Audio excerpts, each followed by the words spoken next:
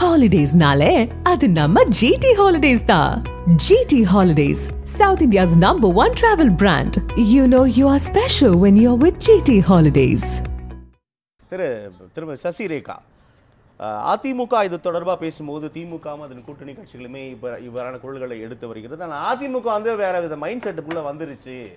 தாவேகா கூட்டணி தொடர்பாக பேசும்போது அவர்கள் வந்து துணை முதலமைச்சர் தர அளவுக்குலாம் இறங்கிட்டாங்க. இப்போது இல்லை அப்படி அந்த மைண்ட் செட்டப்லாம் வந்துட்டாங்க அப்படின்னு அதிமுக மீது இது இப்படியான கருத்துக்கள் முன்வைக்கப்படுது. இந்த இடத்தில் தான் திமுக இந்த கூட்டணி கட்சிகள் இவ்வாறான முடக்கங்களை கூர்மைப்படுத்தி வருகின்றன அப்படின்னு இதை ஒப்பிட்டு இந்த விமர்சனம் முன்வைக்கப்படுது. எப்படி பார்க்குறீங்க, எப்படி பார்க்கலாம் சசிரேகா? இல்லை, நாங்கள் எப்போ சொன்னோம் துணை முதல்வர் தரோம் அப்படின்னு? அவங்க தகவல்கள் இல்லை, எந்த உறுதிப்படுத்த இல்லை, ஒரு தகவல் இருக்கலாம், அது உறுதிப்படுத்தப்பட்ட தகவல் இல்லை உறுதிப்படுத்தப்படாத தகவல், இது தகவலே இல்லைன்ற நான் அவங்க ஆசை அவங்கவுங்க சொல்லிக்கிட்டு இருக்காங்க. இந்த மாதிரி இது நடக்கலாம், அது நடக்கலாம், இந்த கூட்டணி சேர்ந்து விடக்கூடாது என்பதற்காக வந்து இவங்க இப்படி கொடுப்பாங்களா அப்படி கொடுப்பாங்களான்ற வந்து ஒரு உத்தேசத்தில் இவங்கெல்லாம் பேசி மறுக்கிறீங்க. இல்லை, நம்ம அதுக்கு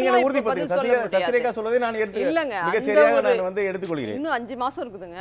நாமினேஷனுக்கு முன்னாடி வரைக்கும் பழம் நழுவி பாலில் விழாதான்னு முன்னாடி நாள் வரைக்கும் காத்திருந்த கூட்டணிகள்லாம் உண்டு உங்களுக்கு. அதனால் அந்த மாதிரிலாம் இப்போ சொல்ல முடியும். ஒரு மாதம் முன்னாடி, இப்போ ஏப்ரல் மாதம் மார்ச் மாதம் வருகிறதுன்னா 1 மாதம் முன்னாடி தான் கூட்டணிகள் இறுதியாகும். 20 நாள் கூட இருக்கலாம் அட்லீஸ்ட். அது அந்தந்த சூழ்நிலைகளை பொறுத்து. அதை வச்சுட்டு இப்போ நீங்கள் அதை தருவீங்களா இதை தருவீங்களா அப்படி? ஏன்னா நாங்கள் வந்து தனித்தே களம் கண்டவர்கள். இப்போ கூட நம்ம விசி அதை தருவீங்களா நம்ம சொல்ல சசிரேகா, பாஜக இதை தொடர்ந்து பேசிட்டே இருக்கிறத நம்ம பார்க்குறோம். பாஜக பேசுதா நாங்கள் துணை முதல்வர் தரப்போகிறோம், துணை முதலமைச்சர் அதிகாரத்தில் பங்கு இல்லைங்க. அந்த துணை முதல்வர் வருது. விஜய் ஒரு நடிகர்ன்றதுனால ஆந்திரால நம்ம பக்கத்து மாநிலத்துல பவன் கல்யாண் துணை முதல்வர் வாங்கிட்டாருன்றதுக்காக இவருக்கும் அந்த ஸ்டிக்கரை ஓட்டுறாங்க. துணை முதல்வர் கேட்கிறாரு, ஒரு வதந்தி பாத்தீங்கன்னா ஒரு 2 நாள் அது வதந்தியா இருக்கும், அடுத்த நாள் அது உண்மையாக்கலாமான்னு பாப்பாங்க அவங்க. அந்த மாதிரி பவன் கல்யாண் துணை முதலமைச்சர் சரியா தவறா? அது நமக்கு ஆந்திர அரசியலை பத்தி பேசுற அளவுக்கு இப்ப நமக்கு நேரமும் இல்லை, அது தேவையும் இல்லை எனக்கு. அது அவங்களோட உடன்பாடு. அது சந்திரபாபு நாயுடு அவர்களும் அவங்க பவன் கல்யாண் அவர்களும் அந்த மாநில சூழ்நிலைக்கு ஆந்திர அரசியல் தமிழக அரசியல் வெவ்வேறு தான், ஆனா அரசியல் ஒன்று தானே. துணை முதலமைச்சர் தந்திருக்கிறார் ஒரு கூட்டணி கட்சி தலைவருக்கு என்ற ரீதியில் அதை பார்க்கலாமே. அவர் எவ்வளவு சீட்டு ஜெயிச்சிருக்காரு, இல்ல அவங்க அதுக்கு முன்னாடி என்ன ஒப்பந்தம் போட்டாங்க, இந்த ஆளுகின்ற கட்சியை நம்ம வந்து வீட்டுக்கு அனுப்பணும்ன்ற ரீதியில் அவங்க போட்டிருப்பாங்க. அதனடி ஒத்த கருத்துடையவர்கள் சேரலாம்ன்றது தான் எல்லா மாநிலத்துக்குமே பொருந்தும். அது அடிப்படையில் அவங்க கொடுத்துருக்கலாம். நடிகர்கள் நான் வரக்கூடாது, வரலாமா வேண்டாமா அப்படின்றது தேவையற்றது. அவங்கவுங்க மக்கள் பணிகளை எந்த அளவுக்கு செய்வாங்க, மக்கள் மீது எவ்வளவு ஈடுபாடு வச்சிருக்காங்க அப்படின்றது தான். ஏன்னா ஆந்திராவும் நடிகர்களை வந்து முதலமைச்சரா பார்த்த ஒரு தேசம் தான். நம்மளும் வந்து அந்த மாதிரி இருந்தவங்க. சினிமா சம்பந்தம் இல்லாம திமுகலையும் சரி, அதிமுக பேரறிஞர் அண்ணால இருந்தே எடுத்துக்கோங்க, நமக்கு அப்படி வந்தவர்கள் தான். அதுல யாருக்கும் மாற்றுக்கிறது கிடையாது. அதுக்கப்புறம் வந்த பின்னாடி அவர்கள் எப்படி மக்கள் சேவர்களா இருக்காங்கன்றதை பொறுத்து தான் மக்கள் அடுத்தடுத்து ஆதரிப்பாங்க. அதனால இவர் அதை வச்சுட்டு இங்க வந்து இவங்க துணை முதல்வர் விஜய்க்கு கொடுத்துருவாங்க அப்படின்னு நீங்க நினைக்கிறீங்க. கூட்டணின்றது இப்ப எங்க பிரச்சாரங்கள்ல அவங்கள இயல்பா தான் வராங்க பாத்தீங்கன்னா. அதே வந்து நான் ஃபர்ஸ்ட் நாள் என்ன சொன்னீங்க, நீங்க அதிமுக காரங்களே விட்டு கொடி பிடிக்க வைக்கிறீங்க, நீங்க அங்க துண்டு போட்டிருக்காங்க பாருங்க. அது வந்து 10 ஆச்சு, 100 ஆச்சு, 1000 ஆச்சு, அங்கங்க பேனரும் வச்சாங்க. அது அவர்கள் விரும்பி அவர்களாக அதை செய்கிறார்கள். அவர்கள் நேற்று வரை தொடர்கிறது.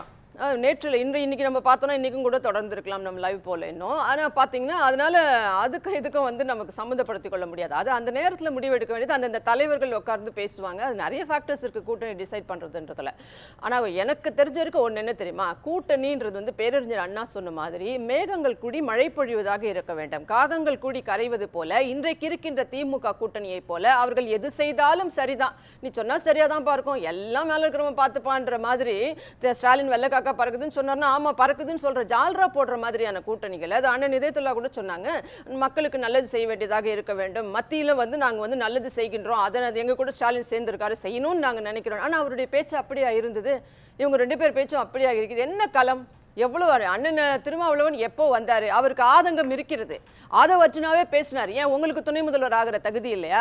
ஒரு நைட்ல வந்து எம்எல்ஏ ஆகிறவர், ஒரு நைட்ல இளைஞரணி செயலாளர் ஆகிறவர், ஒரு நைட்ல அமைச்சர் ஆகிறவர், ஓவர் நைட்ல துணை முதலமைச்சர் ஆவாரு, அடுத்த சீட்டுக்கும் அவர் தேடி போவாரு. அப்படின்னா அந்த திருமாவளவன் எந்த விதத்தில் குறைந்து விட்டார்? விளிம்பு நிலை மக்களுக்காக நான் இயக்கம் நடத்துகிறேன் என்று சொன்னவர் இன்று வரை அப்படி இருக்க வேண்டிய அவசியம் என்னன்றதை ஆதவர்ஜுனா கேட்டார்ல. அன்னைக்கு அண்ணன் அமைதியாக தானே உட்கார்ந்தார், அண்ணன் திருமாவளவன் ஸ்டேஜில் உட்காந்துருந்தாங்க. அப்ப அதை அங்கீகரிக்கலாமா?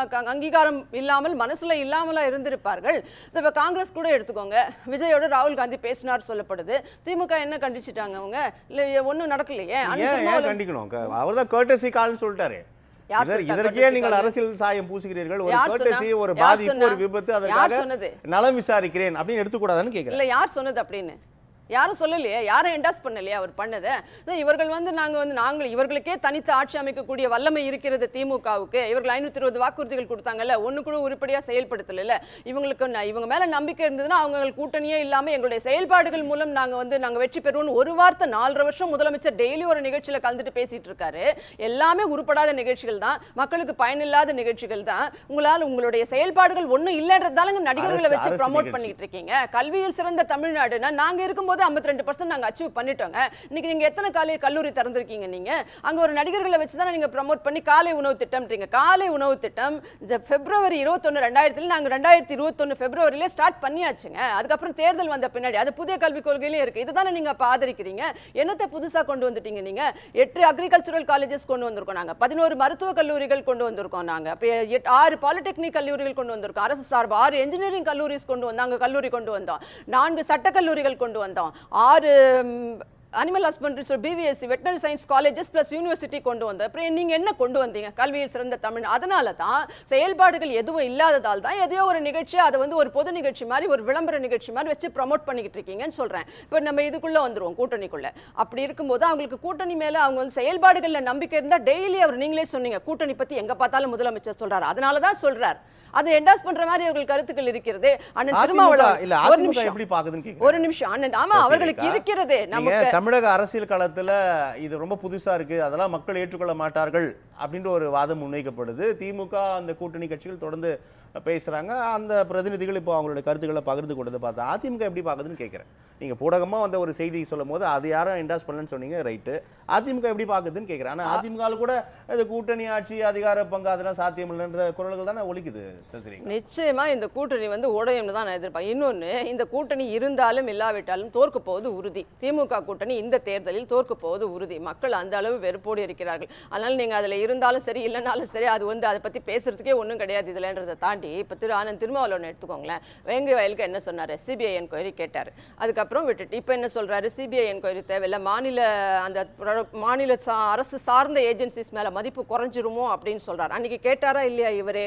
அதே போல மற்ற விஷயம், நம்ம இது முதலமைச்சர் வந்து அயல்நாட்டுக்கு போயிருந்தாரா, அமெரிக்காவுக்கு எங்கேயோ போயிருந்தப்போ அப்போ என்ன சொன்னார் இவர்? நான் இது மதுவிலக்கு மாநாடாக தான் நடத்த போகிறேன், இந்த கள்ளக்குறிச்சியில் 100 பேர் செத்த பின்னாடி மாநாடாக நடத்த போகிறேன்னாரு. அதுக்கப்புறம் அதை வந்து பெண்கள் உரிமை மாநாடோ ஏதோ மாத்துறாரு. அதுக்கப்புறம் ஸோ அவருக்கு ஆதங்கம் இருக்கிறது, இந்த அரசு சரியில்லைன்ற எண்ணம் இருக்கிறது, இவர்கள் எதையும் உருப்படியாக செயல்படுத்தும். அதே போல் விஜய் விவகாரத்தில் என்ன சொன்னார்? நீங்கள் ஏன் விஜய் மேலே வழக்கு போட பயப்படுறீங்க? பஸ்ஸு சீஸ் பண்ணிருக்கணும்ல, அவர் மேலே போட்டு நியாயமான கேள்விகளை எழுப்பினார்ல. இப்போ மறைமுகமாக விஜய்க்கு உதவி பண்ணிட்டு இருக்கிறது யார்? இப்போ யாருக்காக பயந்து இதெல்லாம் செய்துட்டு இருக்கீங்க? பாஜக அரசாங்கத்தோட அன்னைக்கு கருப்பு கொடி பிடிச்சி கருப்பு பலூன் விட்டீங்க நீங்க, இன்னைக்கு என்ன பண்றீங்க? வெள்ளை கொடை பிடிச்சிட்டு போறீங்க நீங்க. இந்த மாதிரி அதே போல சிபிஐ என்கொயரிஸ் எங்க ஆட்சியில் இருக்கும்போது 13 முறை சட்டையை கிழித்து கொண்டு சிபிஐ வேணும் ஓடுன முதலமைச்சர் இன்னைக்கு அதே மத்தியில கேட்க வேண்டியது தானே? இவங்க ஆட்சியில் இருக்கும்போது எதுக்கு எடுத்தாலும் எதுக்கு சிபிஐ வேணாம் இந்த விவகாரங்களுக்கு கூட எடுத்துக்கிட்டீங்க. எஸ்ஐடி இதுக்கு போட்டாங்க, நம்மளுடைய தனலட்சுமி ஸ்ரீனிவாசன் அந்த மருத்துவமனைக்கு கிட்னி முறைகேடு விவகாரத்தில் எஸ்ஐடி போடும் வேணாம் ஓடுறீங்க. அதே மற்ற விஷயங்களை கரூருக்கு போடும்போது நீங்களா எஸ்ஓபி கேட்டால் எஸ்ஐடி போட்டால் ரைட்னு சொல்றீங்க. நீங்க இந்த மாதிரியான மாறுபட்ட நிலைப்பாடுகள் இருக்கின்ற ஆதங்கம் அவங்களுக்கு இருக்கிறது. ஆனால் திருமாவளவன் முதல் நாளே அந்த குரலை எழுப்பினவர் அவர் தான். அங்க அவருக்கும் ஒரு லைபிலிட்டி இருக்குல்ல, அரசு மீது தான் தவறுன்றதை தாண்டி அவர் வந்தாரே, நீங்களே அவர் மேல அதுக்கு முதலமைச்சர் இன்ன வரைக்கும் ஒரு பதில் சொன்னாங்களா? இந்த மாதிரி எண்ணங்கள்லாம் அவர் மனதில் இருக்கிறது. இவர்களுக்கு வேணா சீட்டு கிடைக்குமோ கிடைக்காதோ அப்படின்னு நமக்கு கொடுத்தா என்ன, கொடுக்கலன்னா என்னன்னு பேசலாம். இவர் சொல்றாரு, அண்ணன் சொல்றாரு, நம்ம இதயத்துள்ள வந்து காங்கிரஸ் வந்து எங்களுக்கு பரவாயில்ல, அந்த கலை யதார்த்தம் வேறுன்னு சொல்றாரு. இங்கேயே கலை யதார்த்தம் வேறு, ஸ்டேட்ல ஒரு 4 சீட் ரெட்டை இலக்கத்துல கேட்கறதுக்கே இவ்வளவு யோசிக்கக்கூடிய நீங்கள் அப்புறம் எப்படி அவரை வச்சு மத்தியில் ஆட்சி அமைப்பீங்க? நாங்க மத்தியில் ஆட்சி அமைப்போன்றீங்க. ராகுல் காந்தி அவர்களை வச்சு இந்த திமுக வச்சுட்டு மத்தியில் எப்படி ஆட்சி அமைப்பீங்க? இங்கேயே கேட்க முடியலன்னாக்கா யார் சொன்னது இவர்களுக்கு ஆட்சியில் பங்கு தேவையில்லை, ஆசை இல்லை? இல்லாத இவர் நீங்க சொன்ன மாதிரி விஜய் வசந்த் போட்டுட்டு தான் இருக்காரு, கார்த்தி சிதம்பரம் என்னைக்கும் போட்டுட்டு தான் இருக்காரு. சொல்லும்போது அது ஒரு குப்பைன்னு விமர்சனம் பண்ணியிருக்காரு. ஐ பெரியசாமி அவர்களுடைய கருத்தை பணக்காரர்கள் வரமாட்டாங்களா, ஏன் வரமாட்டோம், இது குப்பையான கருத்து, நான் எல்லாத்துக்கும் போயிட்டு தான் இருக்கேன் அப்படின்றாரு. இப்போ கரூர்லேயே என்ன போடுறாங்க திமுக காரங்க, அங்கே ஒரு கரூர் நகர செயலாளரை அங்கேருந்து திமுக கூட்டிட்டு போகும்போது செந்தில் பாலாஜி போடுறாரு, தளபதி தான் இவர்களை காப்பாற்ற முடியும், அதனால தான் இவர்கள் எல்லாம் எங்களை தேடி வருகிறார்கள் போடுறாங்க. என்ன பெரிய ரியாக்ஷன் நீங்க காட்டிட்டீங்க? இப்படி எல்லாம் இருந்தா உங்க அதனால தான் சொல்றோம் இந்த கூட்டணி திமுகவிடம் என்ன காரணத்துக்காகவும் இவர்கள் உண்மையை பேசுகிறார்கள். அடுத்த நாள் அவங்க என்ன கூப்பிட்டு காம்பன்சேட் பண்றாங்கன்னு தெரியல, அடகு வைத்து விட்டார்கள். அப்புறம் எப்படி இவங்க கட்சியே இவங்க அடகு வச்சுட்டாங்கன்னா அப்புறம் இந்த மாநில உரிமையை பத்தியும் மொத்த இந்தியா தமிழ்நாட்டு உரிமையை பத்தி நீங்க எங்க போய் பேசுவீங்க, யார்கிட்ட பேசுவீங்க? ஆளுகின்ற கட்சியிலே பேச முடியல. இது தோற்க போகின்ற கூட்டணி. இந்த கூட்டணி இருந்தால் என்ன, இல்லாவிட்டால் என்ன பேசலாம். சசிரேகா குறுக்கிட்டீங்க, இது சுருக்கமா சொல்லுங்க, நான் அடுத்த கேள்வி. சகோதரி பேசுனது திரு எடப்பாடியார் பேசுன மாதிரியே இருந்துச்சு எனக்கு. கடந்த பாராளுமன்ற தேர்தலில் பாராட்டுறீங்களா? ஆமா, அந்த கட்சி வருவாங்க இந்த கட்சி வருவாங்க, மெகா கூட்டணி மகா கூட்டணின்னு திரு எடப்பாடியார் சொன்னாரு. இருந்த அத்தனை கட்சி அவரை விட்டு போயிருச்சு. யார் போனா? ஏங்க பாஜக இல்ல வேண்டாம், நாங்க ஒரு நிமிஷம் பாராளுமன்ற தேர்தலை பொறுத்தவரை பெரிய கூட்டணி எங்களிடம் இருந்தது. பாமக, தேமுதிக, பாஜக என்று நாங்களா தான் வேண்டாம் வந்தோம். சுயமரியாதையோடு வேண்டாம் என்று வந்தோம். எங்கள் தலைவர்களை விமர்சனம் செய்தால் கூட்டணிங்கிறது இரண்டாவது. சொல்லிட்டு நான் உங்ககிட்ட வரேன் ப்ளீஸ் சொல்லுங்க. இது அன்னைக்கு உங்க தலைவர்களை விமர்சனம் பண்ணது இன்னைக்கு எங்க போயிட்டாங்கன்னு கேக்குறாங்க. எங்க போயிட்டாங்க பாருங்க. உங்களுக்கு நன்றாக தெரியும், சட்டமன்ற தேர்தலில் 2021 இந்த கூட்டணி பாராளுமன்ற தேர்தலில் இருந்துச்சா? எந்தெந்த கட்சி போச்சு? அதிமுக அத்துணை கட்சியும் போயிடுச்சு. பிஜேபி அணியும் போட்டு என்டிஏ போய் அதிமுக வாக்குகளை பூரா பிரிச்சு பாதியா எடுத்துட்டாங்க. 18, 20 உங்களுக்கு தெரிஞ்ச விஷயம் தானே, உலகத்துக்கு தெரிஞ்ச விஷயம்.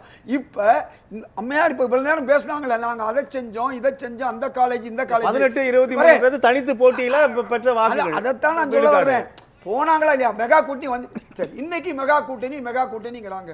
வேற வழி இல்லாம எப்படியாவது ஒரு திருட்டு கூட்டணி எடுத்துக்கலாமா? யாரு தாவேகா கூட்டணி நம்ம திருடிக்கலாமாங்கிற நிலைமைக்கு வந்துட்டாங்க. இதுதான் அவங்க விஷயம், அதுதான் அவங்க விஷயம். அது மட்டும் இல்ல, இதான் முக்கியமான விஷயம் சொல்லிக்கிறேன். நீண்ட நெடுக அழுக்குனாங்க, அந்த காலேஜ் கொண்டு வந்தோம் இந்த காலேஜ் கொண்டு வந்தோம். என்ன ஆச்சு 2021 இவ்வளவு நீங்க செய்யலைன்னா மக்கள் உங்களை நிராகரிச்சாங்க. ஆட்சியில இருந்து நீங்க ஆட்சியை விட்டு போனீங்க. இன்றைக்கு நாங்க இத்தனை கட்சிகளும் கூட்டணி ஒன்னா இருக்கமே, என்ன காரணம்? கூடுதலா கூட்டணி கட்சிக்கு வந்து பாக்குறாங்களே, என்ன காரணம்? திரு கமலஹாசன் வந்திருக்காரு. இவங்க கட்சியுடைய பழைய முதல்வர் துணை முதல்வர் ஓபிஎஸ் வந்து பாக்குறாரு. திரு ஸ்டாலின் வந்துட்டாரா? வந்து பாத்துருக்காரு, வந்து பாத்துட்டு போயிருக்காரு. பாத்துருக்காரு. நாங்க தான் நல்லது. ரெண்டாவது கேளுங்க, யார் வந்து பாக்குறா? நாம பேசலாம். தேமுதிகவுடைய தலைவி பிரமலதா அவர்கள் பார்க்க எந்த அளவுக்கு இருக்குன்னா, நீங்க சொல்றீங்கல்ல, நீங்க சொன்னீங்கன்னா நான் அதை அப்படி எடுத்துக்கிறேன். ரொம்ப சொல்றேன் சார், நடந்த சம்பவத்தை நான் சொல்லிட்டு வரேன் சார். வாக்கிங்ல பார்த்தாங்க, ஜாக்கிங்ல பார்த்தாங்க, நீங்க சொன்னீங்கன்னா அதுதான் சார் அலையன்ஸ் சொன்னா நான் எடுத்துக்கிறேன். வாக்கிங் டாக்கிங் எப்ப பிரேக்கிங் ஆகும்போது பாத்துக்குவோம். இப்போ நான் கேட்கிற விஷயம், இந்த நிலைக்கு காரணம் என்ன? இன்னைக்கு இந்த கூட்டணி வலிமையா இருக்கிறது மட்டுமல்ல, கூடுதலா உள்ளவர்களும் முதல்வர் வந்து பாக்குறாங்கிற ஒரு நிலைமையில் இருக்கிறதுனால அதிமுக கூட்டணியா இருந்தா நான் கேட்கிறேன். உங்க முதலமைச்சர் இருந்தீங்களே, யாரு வந்து அடுத்த கேஸ்ட் போன நேரமாவது அவர்தான் முதலமைச்சர், அவர்தான் கேட்டாகணும் எல்லாரும். அதெல்லாம் கூட்டணின்னு சொன்னா நீங்க அதிமுகவே கொண்டு போய் அதுல சேர்த்துருவீங்க போல இருக்கு. நல்லது, நம்ம பேச